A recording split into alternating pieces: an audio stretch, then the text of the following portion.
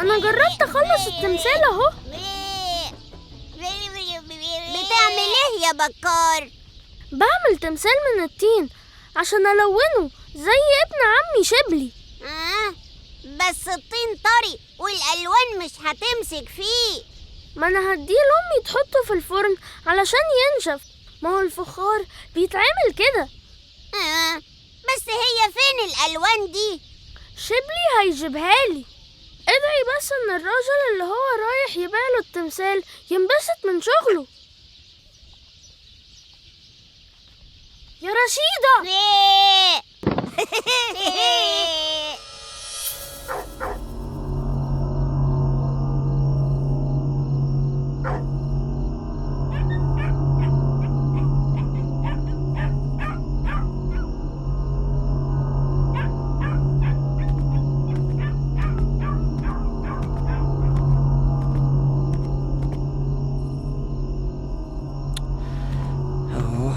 وبعدين بقى هو ايه اللي اخره كده؟ هو اتاخر ليه؟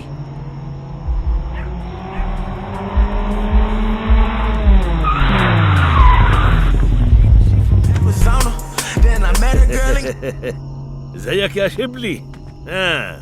عملت التمثال؟ حضرتك اتاخرت جوي اهو زي الصوره بالظبط. افارم عليك. ها عاوزني اعمل لك منه كميه قد ايه؟ طب مش نشوف الاول يا شبلي السياح هيحبوا يشتروه ولا لا؟ امسك حق التمثال اهو، امسك. شكرا. مستني تليفونك.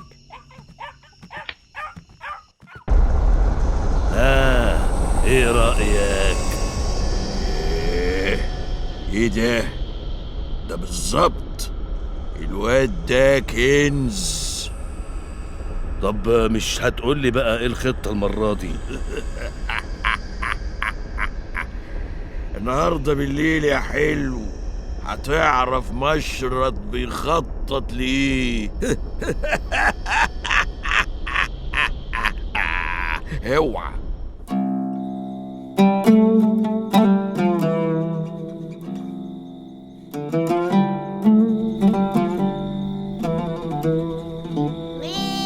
ايه رأيك يا رشيدة؟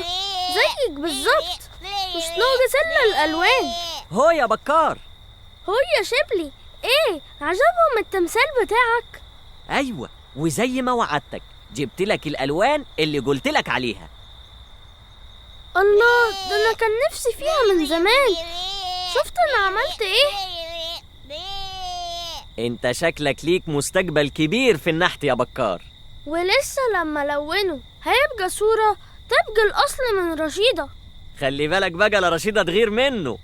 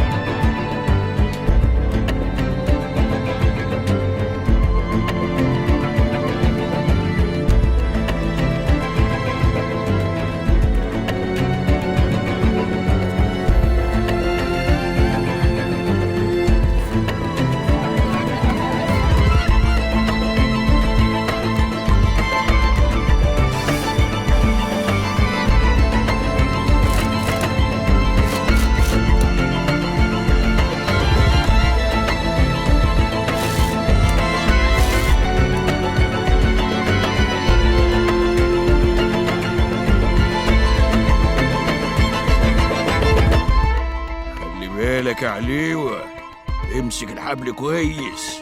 انا لو وقعت بكرش ده هموت يالا. عيب يا كبير، انت في ايد امينة. انا مش خايف الا من امينة دي.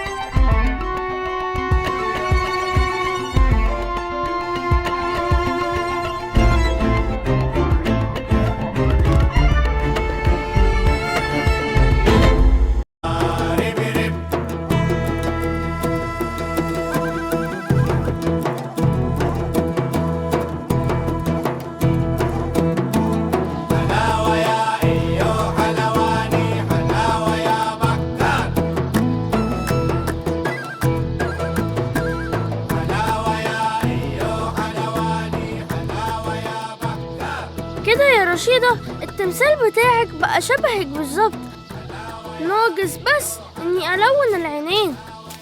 يلا يا بكار يا ولدي، كفاية تلوين عشان تقوم تذاكر.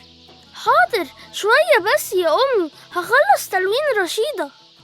ياه، ده بقى حلو قوي قوي يا بكار.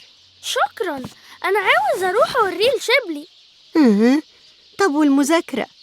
عشان خاطري يا أمي، هوريه لشبلي وارجع على طول. روح يا بكار، بس اوعى تتأخر.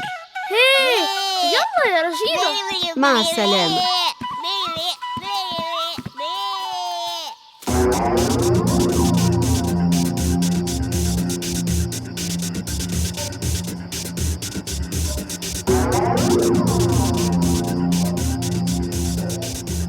والله وعملتها بجد يا مشرد.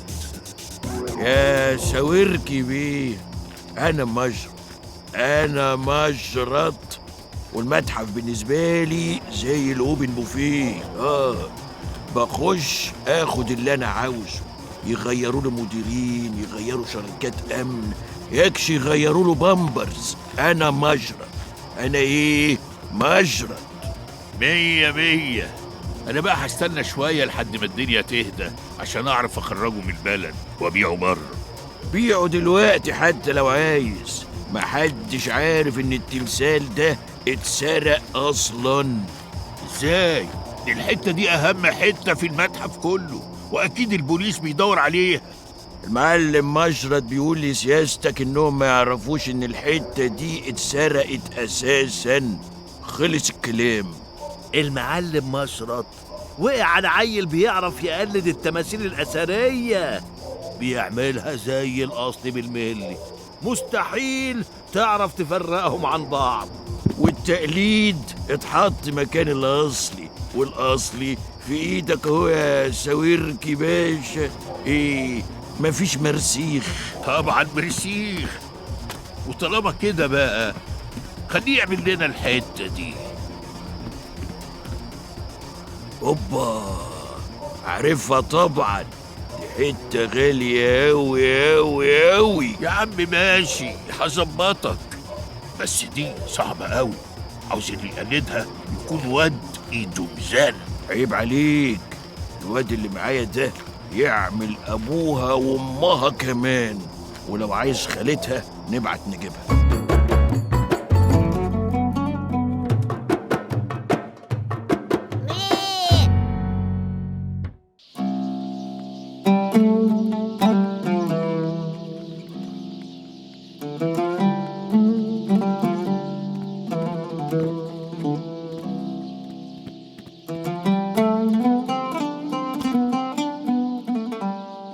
حلوة جوي يا بكار، بجد؟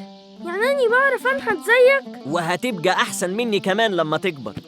أهم حاجة وانت بتنحت تركز جوي في التفاصيل الصغيرة اللي في التمثال. أيوة، أنا عملت كده فعلا. ونصيحة مني يا بكار، عاوز تنحت كويس شوف بصوابعك. طب إزاي يعني؟ صوابع النحات دي لازم تبقى حساسة جدا، هي اللي بتشتغل وبتحس بتفاصيل التمثال، هي اللي بتحول الطين والحجر لقطعة فنية. فلو عاوز تنحت صح خلي صوابعك هي اللي تشوف مش عينيك. صوابعي هي اللي تشوف؟ إزاي يعني؟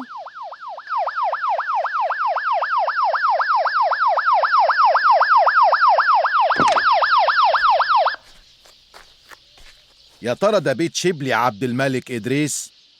أيوة، في إيه؟ أنا أبوه. ابنك مطلوب القبض عليه.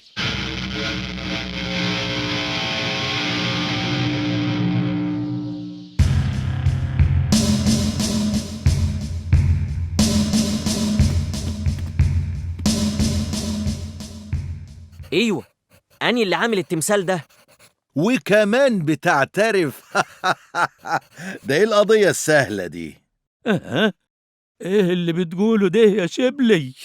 أني فعلا اللي عامل التمثال ده يا أبويا، لكن مش أني اللي بدلته في المتحف.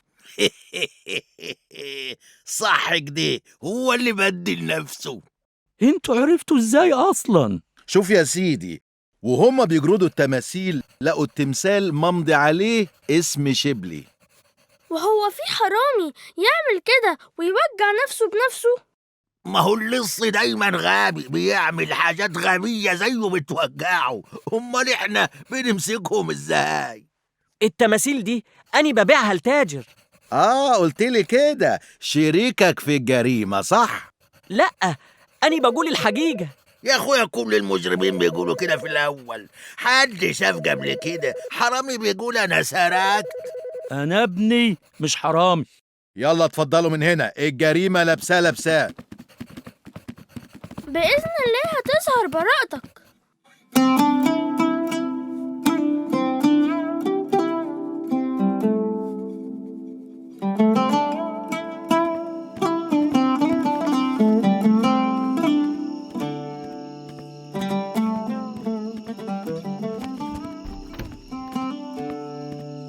وبعدين هنعمل ايه؟ هنسيب شبلي كده؟ والله ما أنا عارف يا بكار. إحنا هنجيب له محامي وربنا يستر. هو ايه الصوت ده؟ ده موبايل شبلي. ده مكتوب التاجر. ليكون التاجر اللي بيقول عليه شبلي. نرد ولا ايه؟ ايوه لازم نرد. أنا قلقان. انا هرد. الو. ايوه يا فنان، صوتك متغير كده ليه؟ معلش اصل عندي برد. المهم انا عاوزك تقابلني النهارده. ها، عندي ليك تمثال تاني عاوزك تعملهولي. ايوه هجيلك. سلام. ايه اللي انت عملته ده يا بكار؟ هي دي فرصة شبلي نعمل فخ للراجل اللي بيستغله ده ونقبض عليه. والله فكرة حلوة، نروح الجسم ونقول لهم يخلوا شبلي يقابله ونقبض عليه متلبس. يلا بينا.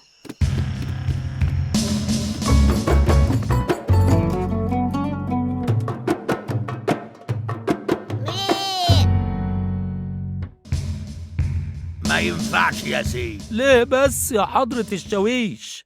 طب وانا اعرف منين بقى انكم بتقولوا الحقيقة؟ مش يمكن بتعملوا كده علشان تهربوا المتهم؟ الراجل لسه متصل بينا، تحب تكلمه وتسمع منه بنفسك؟ طب واني اعرف منين بقى انكم مش متفقين معاه؟ تعالى معانا شوفه وخلي شبلي هنا. طب واني اعرف منين بقى انكم مش عاوزين تمشوناني من هنا علشان تهربوا المتهم من هنا؟ دي فرصة وجات لحد عندنا. طب نعمل ايه؟ طب واني اعرف منين بقى تعملوا ايه؟ طيب فين الظابط نكلمه؟ انت ازاي تستجرى كده وتسألني الظابط فين؟ طب الظابط في اجازة، ارتاح. اجازة فين؟ وانا اعرف منين؟ يا شاويش ساعدنا. اساعدكوا ليه؟ القضية عاوزة متهم، والمتهم جوا واعترف، يبقى خلاص. يلا بقى اتفضلوا مع السلامة.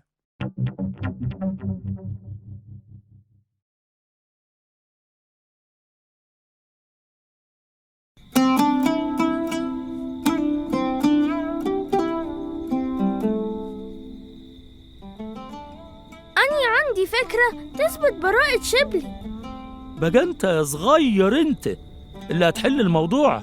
اسمعني بس حضرتك، احنا نروح نجابل الراجل ده ونقبض عليه بنفسنا. والتهمة ايه بقى يا بكار؟ انه معاه صور اثار؟ لا، انت تجابله وتقوله شبلي عيان وناخد الصورة ونعمل زيها، وهو بياخد التمثال نمشي وراه، ولما يجي يبدله بالأصلي نطلب البوليس. انت فاكر نفسك المحقق كونان؟ ايه ده؟ انت بتتفرج على سبيس تون يا عم عبد العزيز؟ وكرتون نتورك كمان. المهم لو فرضنا اللي انت بتقوله ده، هنجيب له تمثال زي اللي عايزه ازاي؟ انا هنحته. بص، انا اللي عامل ده. ياه، ده شبه رشيدة بالظبط. ايوه، اني شاطر في النحت. والله شكلها فكرة مش بطالة. اتفقنا. أنا هروح أجابله. يا رب الفكرة تنفع.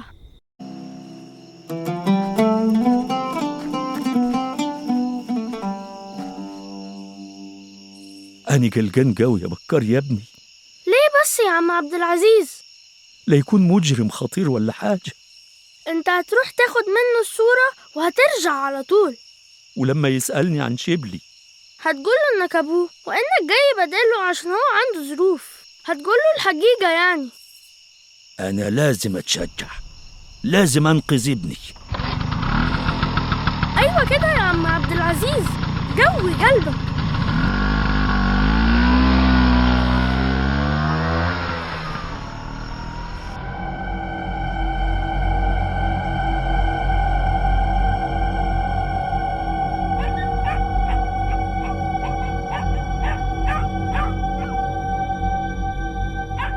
الواد الفنان ده اتأخر كده ليه؟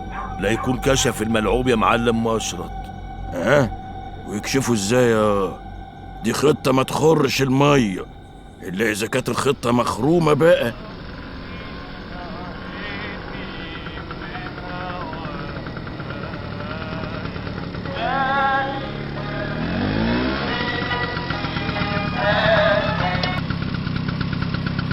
السلام عليكم. حضرتك التاجر؟ ها؟ حضرتك التاجر؟ أنا شيخ التجار. أنت مين؟ أنا أبو شبلي. هو فين؟ شبلي عنده ظروف وأنا جاي أجابلك مكانه. أنا مش مطمن يا معلم مشرط. أنت عارف لو بتكذب عليا هعمل فيك إيه؟ وأكذب عليك ليه؟ ها؟ أنا أبو شبلي والله، وهو عنده ظروف والله العظيم. ماشي، خد دي صورة التمثال اللي عاوزينه يعمله بكل تفاصيله ومقاساته مكتوبة، وقول له يخلصوا بسرعة. ها؟ إن شاء الله. أستأذن أنا بقى. استنى عندك. إيه في إيه؟ انت تعرف عيل صغير كده وكفه رقيق وصغير اسم اللهم احفظنا بكار؟ ها؟ لا، وأنا عارف عيال صغيرة منين؟ ايه يا ريس؟ هو الواد ده عمل لك عقدة ولا ايه؟ هو انا في مرة لما اتسجنت بسببه؟ طب يلا اتكل انت ومش هوصيك. التمثال ده لازم يتعمل صح قوي، يتعمل على ابوه. قول له السواح ما اتبسطوش من اللي فات. حاضر. يا الدموع نزلت في كاسي وانا اشربه، محبوس وسجن احتار وعذاب في قلعه جوه مدينه خراب، انسانه ضلمه ومالهاش باب، يا عيني على ظلم.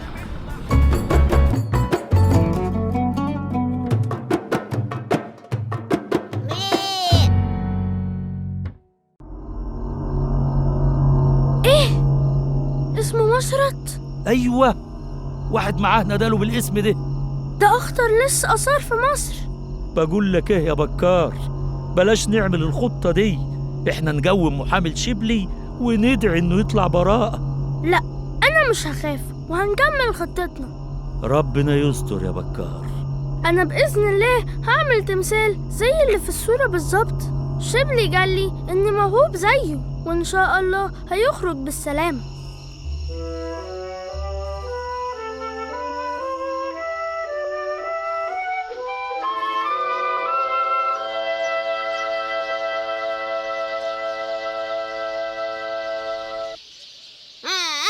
وبعدين بقى؟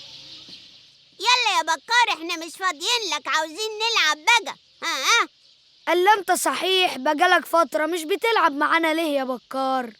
معلش، بعمل حاجة مهمة قوي. ايه هي الحاجة دي؟ ها، ايه رأيكم؟ يعني مش شبهه؟ لا، مش شبه الصورة خالص. وبعدين التمثال ده لازم يكون شبه اللي في الصورة بالظبط. دي مسابقة يا بكار دي ولا ايه؟ لا، براءة شبلي ابن عمي متوقفة على التمثال ده. مش فاهم ازاي؟ هفهمكوا.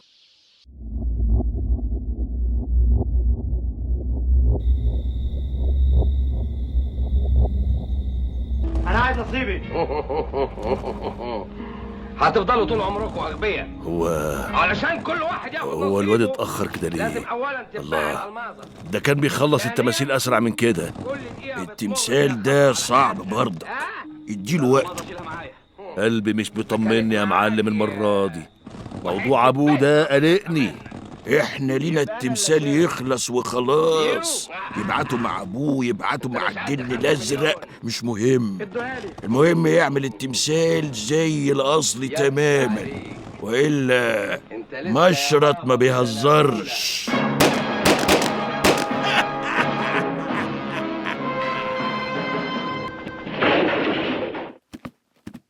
اللي انت بتعمله ده خطر يا بكار.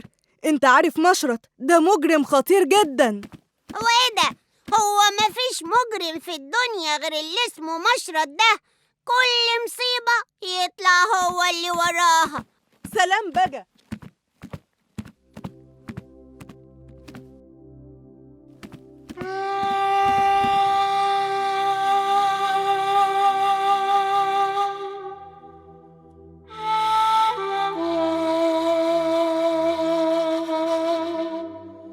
ونصيحة مني يا بكار، عاوز تنحت كويس شوف بصوابعك.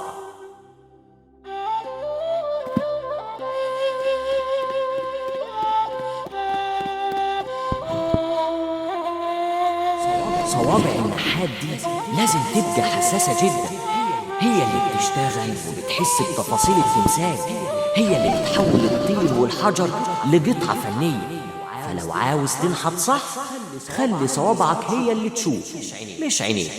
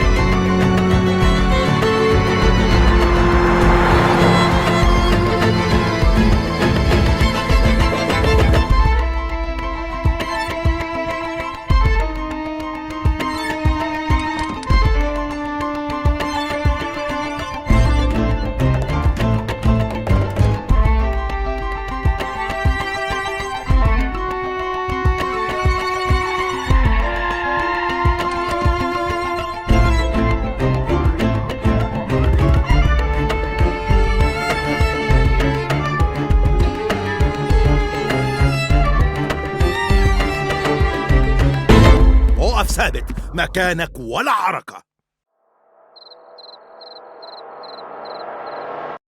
هتعترف يا مشرط ولا لأ؟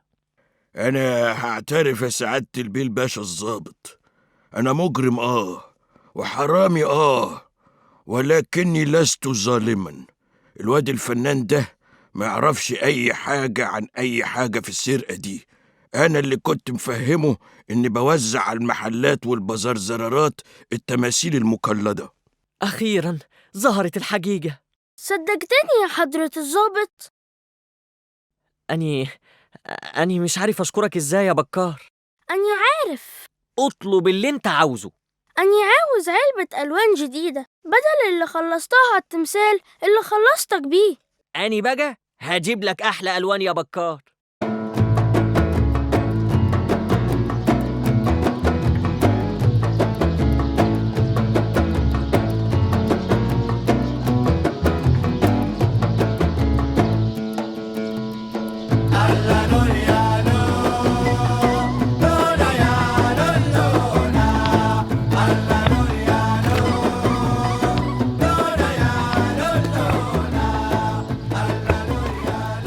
خد دي بقى يا حسونة، خد دي. يلا. هلا هلا هلا، فارس لفها له لفة جاتوه وحسونة حطها على طريقة مارادونا. الله عليك يا حبيب والديك، أيوة كده يا حسونة. هلا هلا هلا، والحارس هلا يا ابني. يلا يا همام شوت. ها، الكورة سافرت بعيد قوي قوي وانت اللي سفرتها، يبقى انت اللي تسافر تجيبها. امال ايه؟ كده كده كنت هجيبها من غير ما تقول يا حسونة.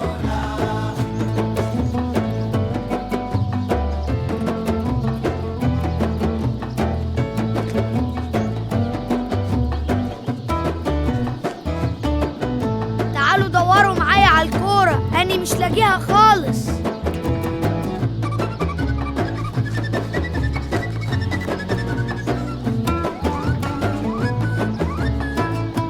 يعني هتكون راحت فين؟ الأرض انشقت وبلعتها؟ يا خبر لو الكورة دي كمان ضاعت. أنا الحاجات اللي ضاعت مني أكتر من الحاجات اللي كانت عندي أصلا. هو ده وقت هزار يا حسونة انت كمان؟ اهدوا بس يا جماعة وخلونا ندور كويس.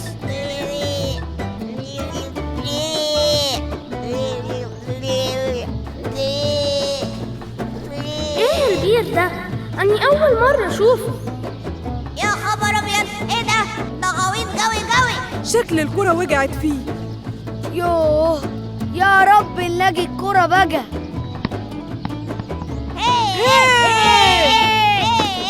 أني بقول كفاية لعب لحد كده. حجة البليد بقى هو عشان خسران عايز تسيب الماتش وتخلع. خلي عندك روح رياضية يا همام. مش هرد عليك يا حسون. تعرفوا إن مية البير بتبقى اسمها مياه جوفية وبتبقى مية نقية جدا. يا سيدي يا سيدي، ده بير مية وانت بير معلومات يا بكار. حلوة دي، حلوة. أنا جعان قوي. خدوا يا ولاد، جايب لكم سمك مشوي طازة، يلا تلاقيكم جعانين. انتوا لاحظتوا إني لما قلنا عايزين الكرة ترجع قامت رجعت على طول، ولما قلت أني جعان عم جردوني جاب الأكل. فعلا دي صدفة غريبة قوي. مش صدفة، أنا حاسس إن ده البير المسحور اللي خالتي كانت بتحكي عنه. ويطلع إيه البير المسحور ده كمان؟ خالتي كانت بتحكي لنا عن بير في الجزيرة اسمه بير الأمنيات. سموه كده علشان لما بتتمنى أمنية وتقولها وانت واقف عنده بتتحجج على طول. أيوة، فارس كلامه صح. لا طبعا يا حلو، مفيش حاجة اسمها كده. ولا انت ايه رأيك يا بكار؟ ايه رأيك؟ في الحقيقة مش عارف.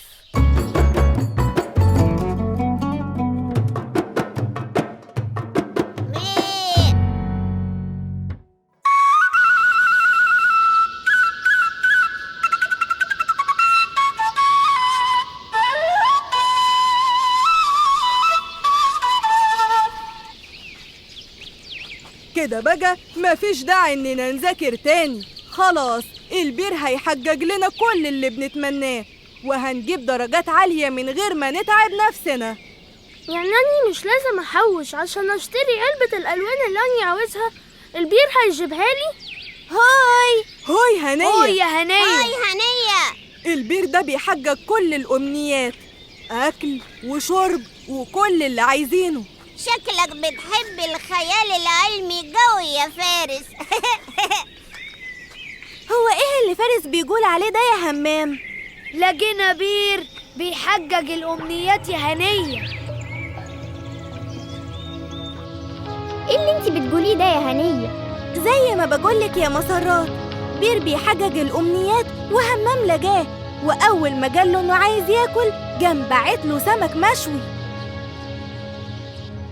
بير بيحقق الأماني وبيشفي العيان. تكان أختي معروفية مسكت الواد ابنها وغطسته في البير، السخونية راحت ورجع يرمح تاني. بيقول لك إنه بير مسحور من أيام الفراعنة، تطلب منه الطلب يحققه. وده بالهيروغليفي ولا بيفهم عربي؟ صدقني يا متولي، إبراهيم كان واقف بيقول نفسي أغير العربية، رجع لقى عربيته الربع نقل بقت مرسيدس. يا سلام.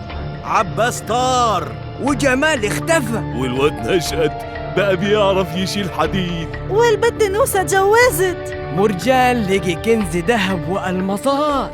وسيد قالوا عقد عمل في النمسا. يا حلاوة. ابويا خاف. وأمي صغرت. أنا عايز أروح له. وأنا عاوز أبقى كريستيانو رونالدو. أنا عايز أشرب منه، أنا عايز أستحمى فيه. عالبيت رايحين وهنعمل الملايين. عالبيت رايحين وهنعمل الملايين. إيه يا جماعة ده؟ أنتوا رايحين فين؟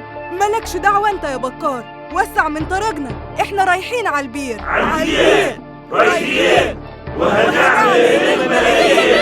اعجلوا يا جماعة، مفيش حاجة اسمها كده، دي خرافة. بكار، يا تيجي معانا يا توسع من طريقنا، إحنا رايحين نحقق أمنياتنا. عالبيت رايحين وهنعمل الملايين. بس الأماني بتتحقق بالتعب والمجهود مش بالخرافات. دي مش خرافة يا بكار، انت شفت بنفسك، بير الأمنيات بيحقق كل الأمنيات، مفيش تعب تاني خلاص بعد النهاردة. عالبير رايحين وهنعمل الملايين. وسع يا بكار بدل ما يدوسوا عليك. يلا يا جماعة. عالبير رايحين وهنعمل الملايين. عالبير رايحين وهنعمل الملايين. عالبير رايحين وهنعمل الملايين.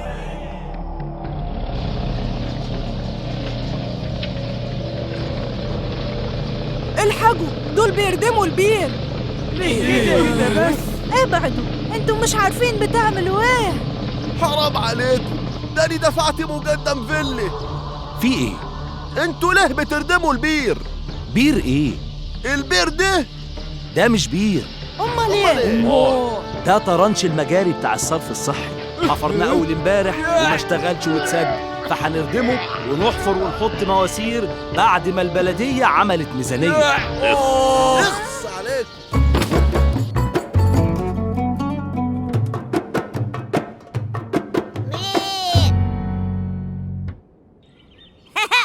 ده البير أمنيات قال.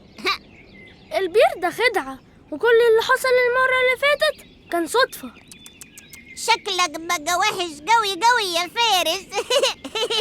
اسكت انت يا حسونة، احنا كلنا غلطنا لما صدقنا البير ده، كل اللي حصل ده كان صدفة، يعني الكرة اتعلقت فوق الشجرة ووجعت صدفة، وأكيد عم جردوني كان يعرف إننا هنا، صح يا همام؟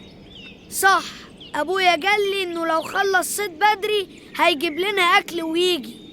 إحنا كلنا غلطنا، الأمنيات مش هتتحقق من غير ما نحاول نحققها.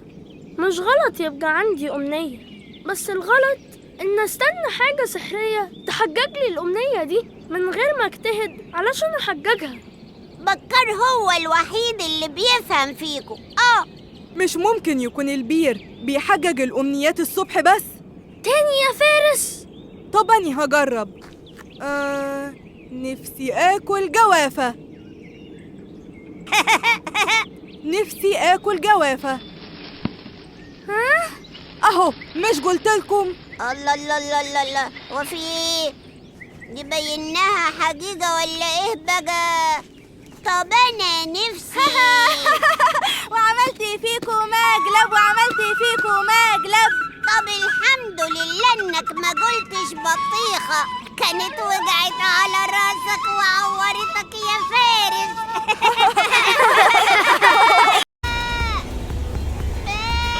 احنا بنغرق يا فارس. لا، هاي يا أصحابي، طبعا عاوزين تعرفوا إيه اللي حصل ووصلنا لكده. أنا هحكي لكم الحكاية من الأول.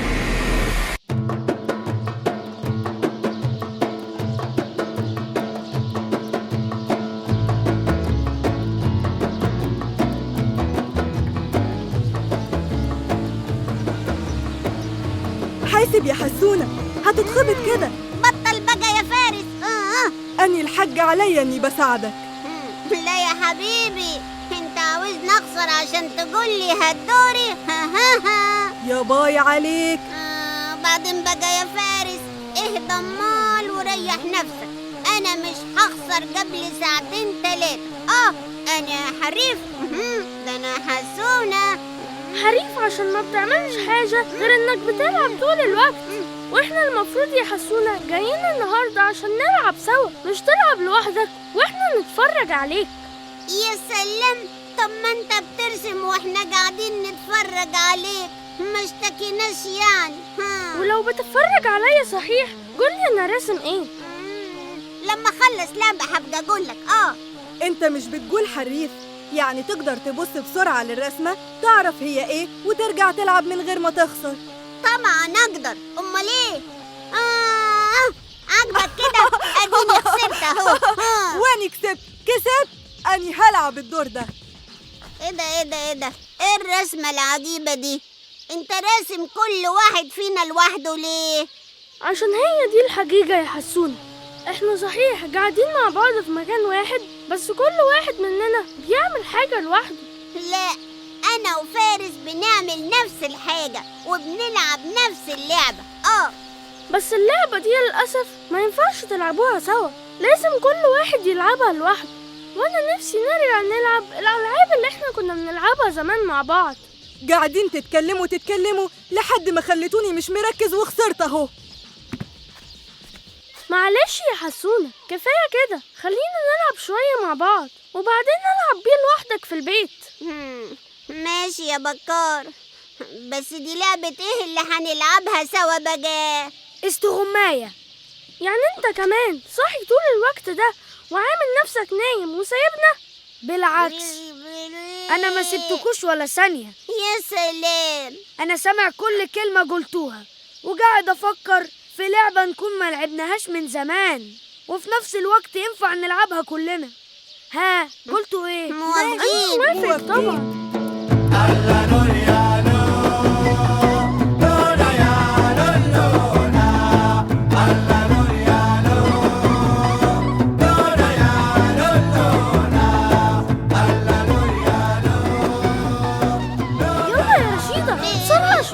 مش عاوزين همام وحسونة يعرفوا طريقنا، لازم نستخبى في أغرب وأبعد مكان ما يفكروش فيه أبدا.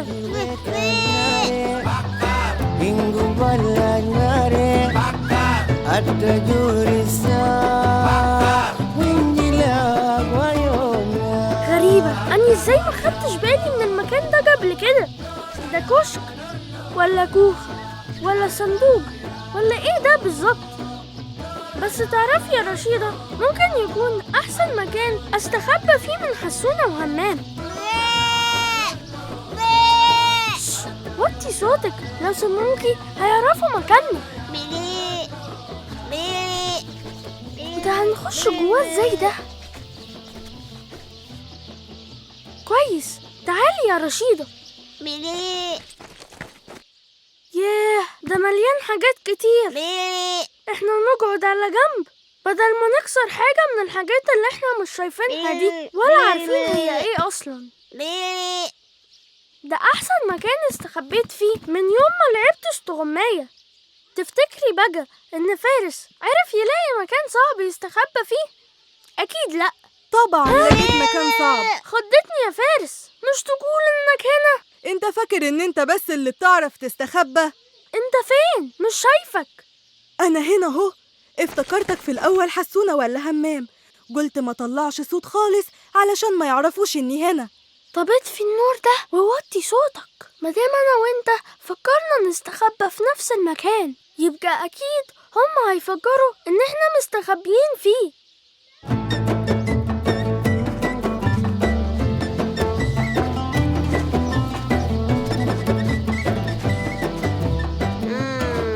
تفتكر يعني هيكونوا مستخبيين جوه الصندوق ده؟ أكيد هم هيفكروا في المكان ده لأنه غريب، وبعد ما يفكروا فيه هيفكروا إننا كمان ممكن نفكر فيه لأنه غريب، فما يفكروش يستخبوا فيه ويفكروا يستخبوا في مكان تاني عشان هم متأكدين إن إحنا هنفكر إنهم مستخبيين جواه. فهمت حاجة؟ يا نفوخي ما فهمتش ومش عايز افهم. انت عملت انا عايز اجابة. ندور هنا ولا لا؟ وليه لا؟ يمكن يكونوا هنا. يلا بينا. بتعمل ايه هنا منك ليه؟ انا مش عارف احنا بنعمل ايه هنا. همام هو اللي جابنا وهو اللي عارف. خد اهو همام اهو. امسكوا. انت وهو مين اللي بعتكم؟ ما ترد على الباشا يا ابني. احنا بندور على اصحابنا. كنا بنلعب استغماية وبعدين مفيش لعب هنا يا حبيبي. ممنوع اقتراب الاطفال، ممنوع اقتراب البني ادمين كلهم. فهمتوا ولا فهمكوا بطريقتي؟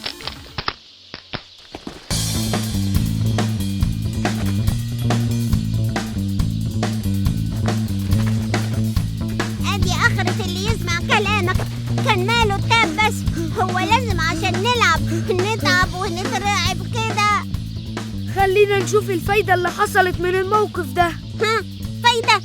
فايدة ايه يا ابو فايدة انت؟ استنى بس.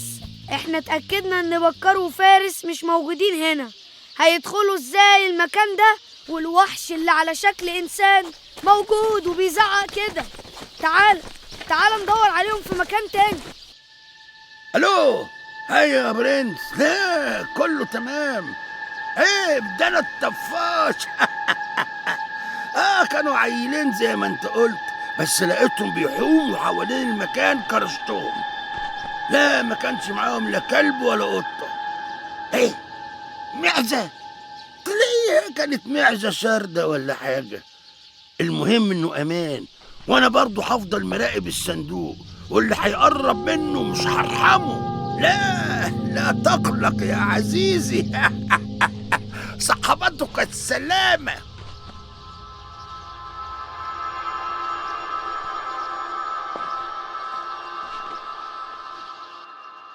ما تخافش يا فارس، شوية كده والراجل ده هيبعد واحنا هنخرج بسرعة ونروح. انت ما شفتش زعق فيهم ازاي؟ ده شكله شراني جوي يا بكار، ولو حس اننا موجودين هنا اكيد مش هيرحمنا. خلاص، يبقى نفضل مستخبيين وأول ما يبعد خالص نخرج على طول. وبعدين احنا برضو يا فارس غلطنا اننا دخلنا مكان ما نعرفوش.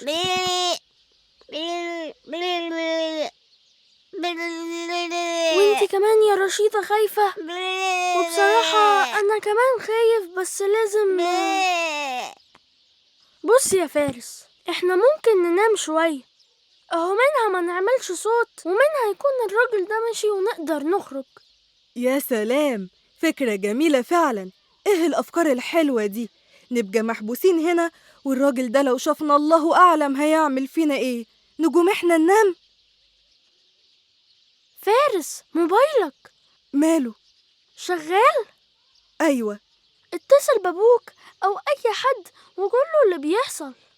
أهي دي فكرة هايلة بجد، بس في مشكلة صغيرة. ايه هي؟ الموبايل ما فيهوش رصيد يا بكار. يعني ايه؟ يعني أني بقول ننام شوية لغاية ما الراجل يبعد، وأول ما نصحى نخرج من هنا ونهرب. فكرة هايلة. جبتها منين؟ أني ذكي جدا على فكرة. سامعين الصوت ده؟ ايوه، ارفع يا ابني. حاسب، هتودينا في داهية. الصندوق فيه متفجرات. رحنا في داهية. رشيدة، انتي اللي هتنقذينا. بتعمل ايه يا بكار؟ هي صعبانة عليك إنها لوحدها، جايبها تغرجها معانا؟ لا يا فارس، أنا هخليها تساعدنا تطلع الموبايل من جيبها. قبل ما تعرفوا إزاي هخلي رشيدة تطلع الموبايل، الأول لازم تعرفوا إزاي وصلنا هنا.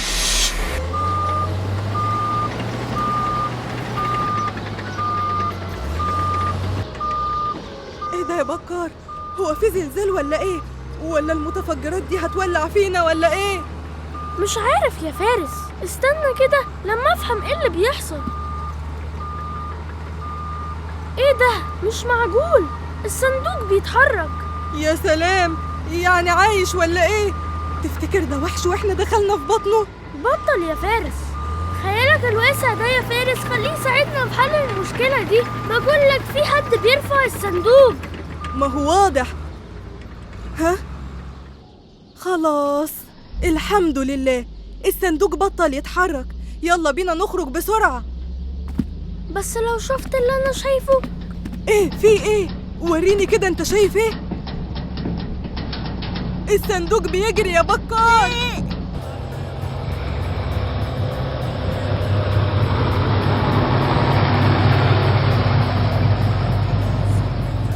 تمام يا زعيم، حملنا الأمانة وطالعين على المكان.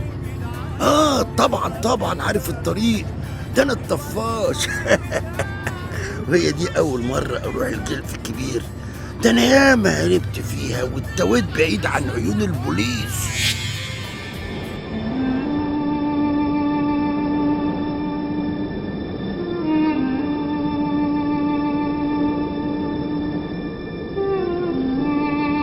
والمكان اللي احنا فيه دلوقتي هو محمية الجلف الكبير، وفيها مجموعة من الكهوف اللي موجودة من عصور ما قبل التاريخ. وزي ما انتوا شايفين في هنا صخور رملية نوبية، وكمان هنلاقي فوهات بركانية قديمة. ودلوقتي اسمحوا لي أترجم لأصدقائنا الأجانب. We are standing now in a place called الجلف الكبير. تمام يا فندم، احنا مع الفوج السياحي ومأمنين الرحلة. ايه؟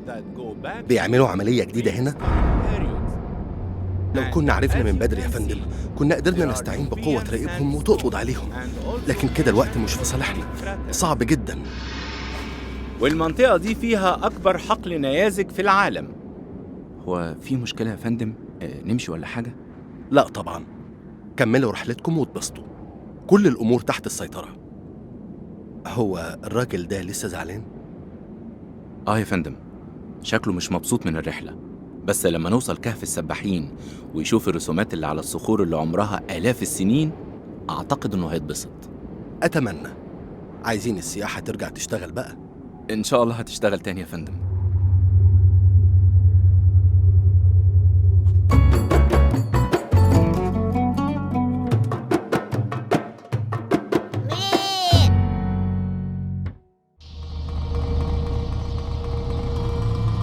بقول لكم الصندوق كان هنا، صدقوني.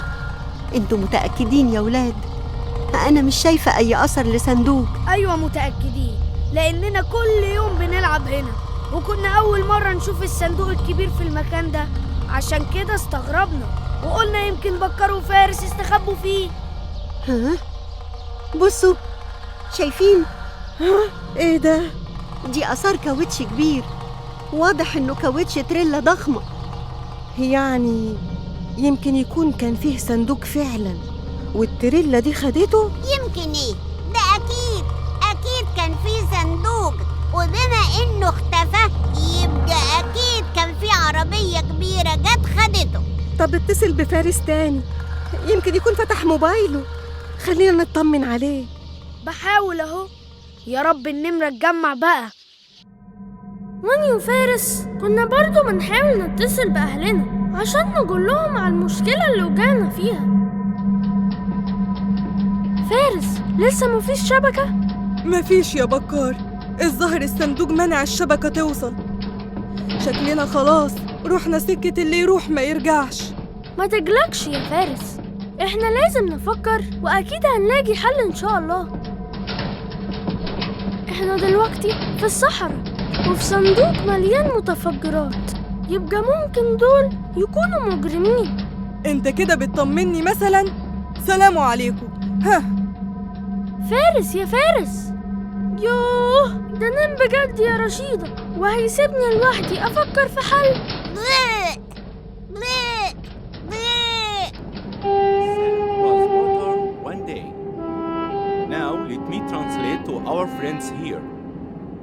وده كهف السباحين، أشهر الكهوف في هضبة الجلف الكبير في محافظة الوادي الجديد. إحنا هنا في جنوب غرب مصر، قريبين من الحدود مع ليبيا. تم اكتشاف الكهف ده سنة 1933. شايفين الرسومات دي؟ دي تعتبر من أقدم الرسوم في العالم، عمرها أكتر من 10,000 سنة. رسمها اللي كانوا ساكنين هنا في العصر الجليدي الحديث، رسومات لناس بيعوموا. واضح إن الرملة دي كانت كلها مية في يوم من الأيام. ايه؟ هو الراجل ده لسه متضايق برضو؟ جد قوي، مش عارف ليه صراحة. ودلوقتي هنرجع للفندق وبكرة نكمل جولتنا. Now we will go back to the hotel and tomorrow we will continue our tour.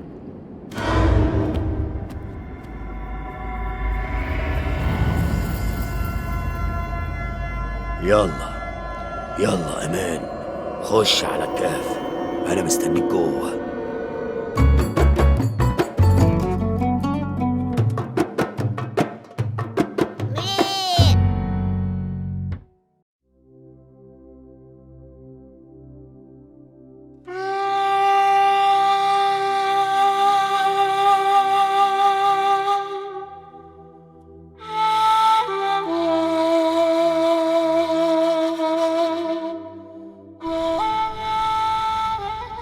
حصل امتى وازاي الكلام ده؟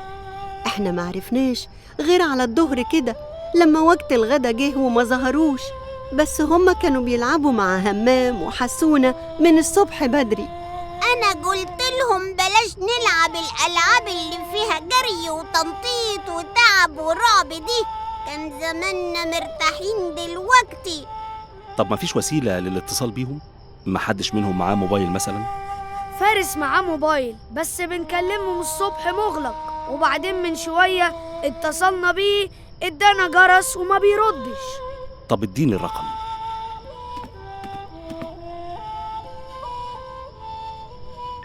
الو، هديك رقم موبايل دلوقتي تتصل بيه وتحاول تتتبع مكان الاتصال وتحاول تعرف هو فين بالظبط.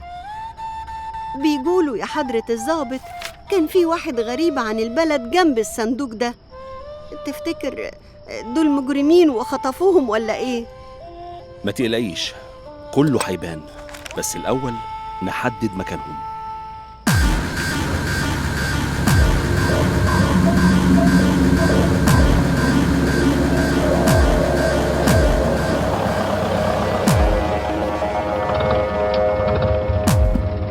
عفارم عليك يا طفاش، وصلت بالبضاعة من غير ما حد ياخد باله منك ولا يظبطك في الطريق. أمال إيه؟ دي عملية العمر. لما نحفر نفق من تحت الكهف ده يطلعنا على ليبيا هنعمل فلوس زي الرز يا جباس. طب تعال نرصهم جوه عشان نبدأ شغل، والحمد لله السياحة قليلة والرجل خفت على المكان، يبقى هنشتغل براحتنا. لو أفهم بس الخواجات بيعجبهم إيه في الشخبطة اللي على حيطان الكهف دي. مالناش فيه يا طفاش، خلينا نخلص حفر النفق عشان نبدأ الشغل على كبير. يلا يا فارس بسرعة، تعالى نخرج من هنا. خليني نايم يا بكار، خايف اصحى الاقي المشكلة لسه ما اتحلتش. خلصوا كل حاجة وصحوني. المشكلة عمرها ما تتحل وانت نايم. يلا يلا بسرعة، وده وقته ده. غريبة، صدق الشبكة هنا كويسة. مين اللي هنا؟ مين دول؟ ايه ده؟ هو انتوا؟ والمعزة اللي الواد قال لي عليها ايه؟ يا طفاش انت تعرفهم؟ لا، بس كان الواد اللي بيراقب الصندوق قال لي ان في عيلين بيحوموا حواليه، وانا شفت 2 تانيين وافتكرتهم هم، ما خدتش بالي من دول.